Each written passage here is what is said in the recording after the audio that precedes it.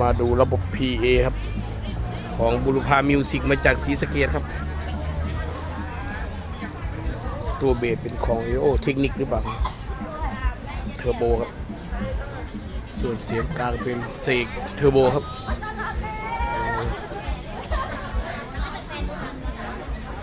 เวทีประมาณ6 เมตรครับ